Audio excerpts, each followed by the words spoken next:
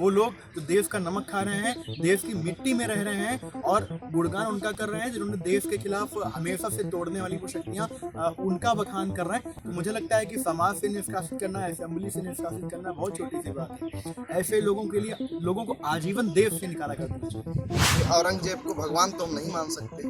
ऐसे दोगले व्यक्ति के लिए तो मुझे लगता है राजद्रोह का मुकदमा चलाना चाहिए। और ये वो लोग हैं जो देश में रहकर देश का नमक खाते हैं और गुणगान देश के विरोधियों का, उन ताकतों का करते हैं जिन्होंने देश को सदैव तोड़ने का काम किया है। विधानसभा से निष्कासित करना तो बहुत छोटा सा कदम है, इनको देश से निष्कासित कर देना चाहिए। ये लोग ऐसे लोग हैं।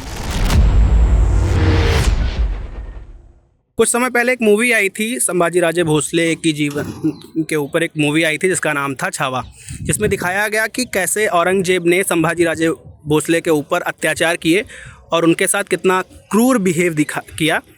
जिसके बाद समाजवादी पार्टी के नेता अबू आजमी का एक बयान आता है कि औरंगजेब क्रूर शासक नहीं था, और वो मूवी में अनर्गल गलत तरीके से सारी चीज़ें दिखाई गई हैं, जिसके ऊपर आपका क्या कहना है? नमस्कार, मैं विवेक मिश्रा, लखनऊ विश्वविद्यालय एमपी इकाई सहमंत्री। मैं अबू आजमी के बयान पे इतना कहना चाहूँगा कि अगर वो क्रूर शासक नहीं था, कोई किसी की क्रूरता का अंदाज़ा इस बात से लगा सकते हैं कि वो सालों साल तक अपने बाप को कैद में रखता है और एक सिंहासन के लिए अपने भाइयों की हत्या कर देता है और उसकी क्रूरता पे बात करते हैं। अब क्या बात कर रहे हैं, जिसका साक्ष्य इतिहास दे रहा है कि बाप को अपने जेल में रखा, कैद में रखा, पीने को पानी देते थे, खाने को अनाज नहीं दे रहे थे, और उसके बाद योगी आदित्यनाथ जी ने जैसे कहा है कि आ जाइए हमारे उत्तर प्रदेश भेज दीजिए, उसका इलाज कर देंगे। तो वास्तव में इलाज हो जाएगा। जैसे कुछ नेता जो अब तो नहीं है, हमारे बीच नहीं है, और वो उनका होना भी नहीं चाहिए था, वो समाप्त हो चुके हैं, तो उत्तर प्रदेश में आके तो इलाज हो ही सकता है, बिल्कुल हो सकता है। और अखिलेश यादव जी जो कह रहे हैं कि मतलब बोलने की, अभिव्यक्ति की आज़ादी होनी चाहिए, तो कहीं कुछ भी नहीं बोल सकते। अबू आजमी को अभी महाराष्ट्र असेंबली से बजट सेशन से बाहर निष्कासित भी कर दिया गया है, और जिसके बाद अखिलेश यादव का कहना है, जो समाजवादी पार्टी के मुखिया हैं, उनका ये कहना है कि विचारधारा के आधार पर आप किसी को सदन से बाहर नहीं कर सकते हैं। तो कोई कुछ भी बोल के चला जाएगा, पर हमारी संस्कृति सभ्यता फिर क्या है, कहाँ चली जाएगी? उसका भी कोई अपना एक मतलब है।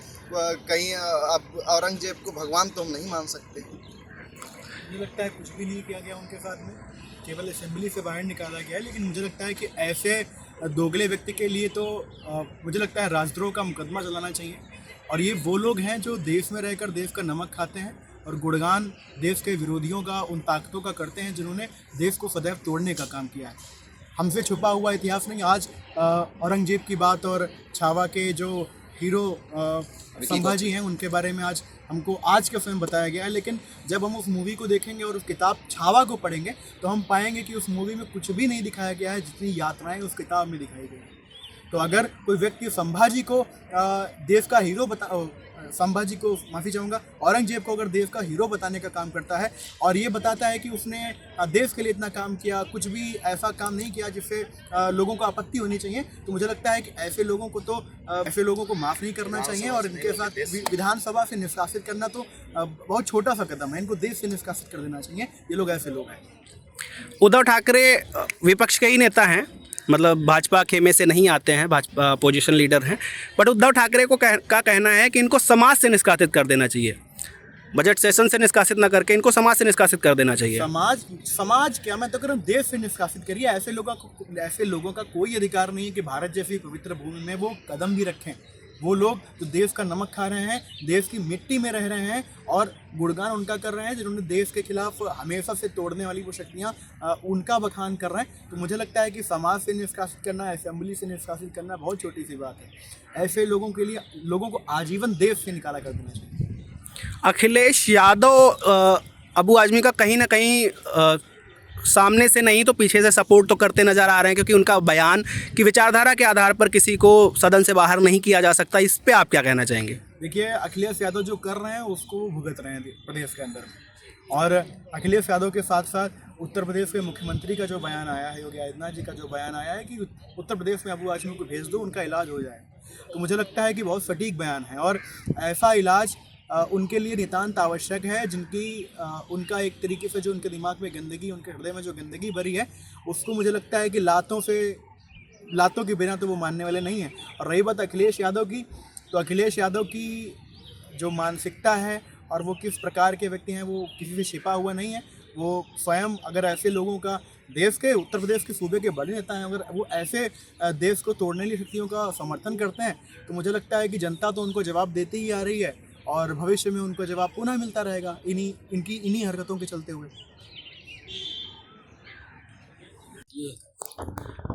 अबू आजमी के बयान पे बहुत से लोगों का ये भी कहना है कि देश में अभिव्यक्ति की आज़ादी है, अपनी बात रख सकता है इंसान, इसमें किसी को कोई दिक्कत नहीं होनी चाहिए। नमस्कार, मेरा नाम विवेक सिंह रजावत है। मैं लखनऊ विश्वविद्यालय के द्वितीय वर्ष का छात्र हूँ। मेरे हिसाब से अबू आजमी जी को अभिव्यक्ति की आज़ादी के आधार पर समाज के प्रति कुछ भी बोलने का अधिकार नहीं है। जैसा कि छावा की मूवी में उन्होंने कहा कि औरंगजेब बहुत ही एक अच्छा शासक था और उसको ऐसा नहीं दिखाना चाहिए था, तो मेरा मानना ये है कि उसमें जो दिखाया गया है वो बहुत कम है, क्योंकि औरंगजेब जैसा था जिसने तख्त के लिए अपने भाई मुराद और सूजा का कत्ल करवा दिया हो, तख्त के लालच पे उसने अपने पिता को 8 साल तक जेल पे कैद रखा हो भूखा प्यासा। उसके पश्चात उनके पिताजी ने यह भी कहा है कि तुम जिनकी भूमि में राज करने के लिए आए हो पहले उनको समझ तो लो। जो जीते जी तो अपने माता पिताओं को पानी तो देते ही हैं, मरने के बाद भी उनको पिंडदान करते हैं और उनको पानी देते हैं। तुम उनको समझ ही नहीं पाए हो और तुम उन पर राज करने के लिए आए हो।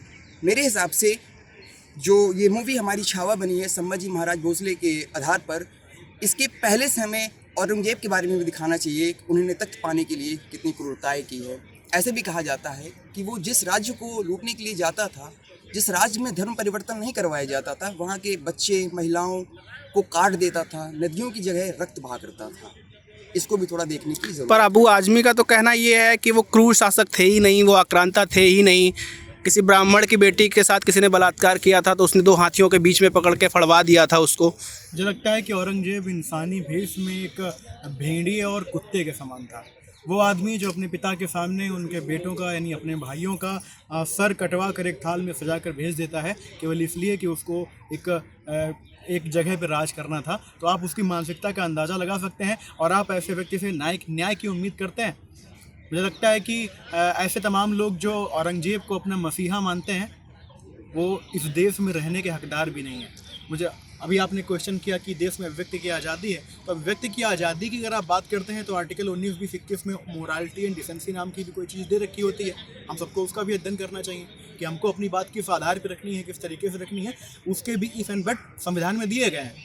और अभिव्यक्ति की आज़ादी अलग विषय हो गया।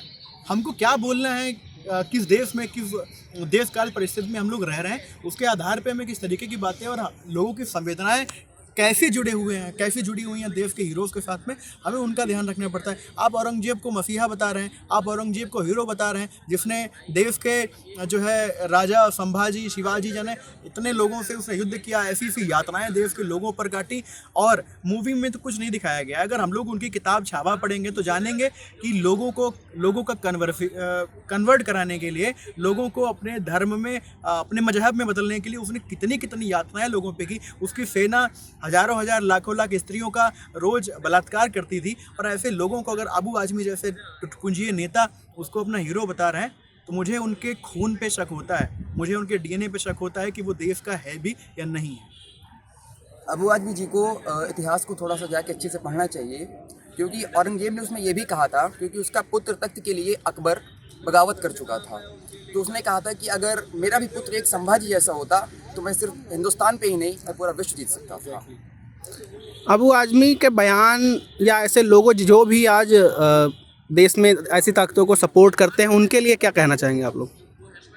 वो इस देश में रहने के हकदार नहीं है। वो देश के लिए वो दीमक का काम कर रहे हैं, जो देश की संस्कृति को, देश के जो एक जुड़े हुए लोगों के हृदय को तोड़ने का काम कर रहे हैं। और ऐसे जो भी लोग जो देश के तोड़ने वाली शक्तियों का समर्थन करते हैं, उनका मुझे लगता है कि देश के प्रत्येक राष्ट्रवादी व्यक्ति को उनका विरोध करना चाहिए।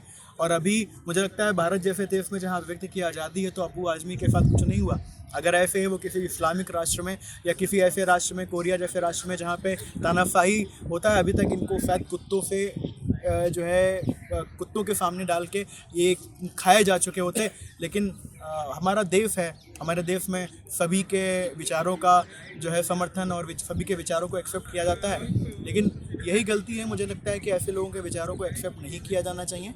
ऐसे लोगों को तुरंत देश निकाला, या फिर मुझे लगता है जितनी कड़ी से कड़ी राजद्रोह जैसे मुकदमे के इनके ऊपर चलाने चाहिए।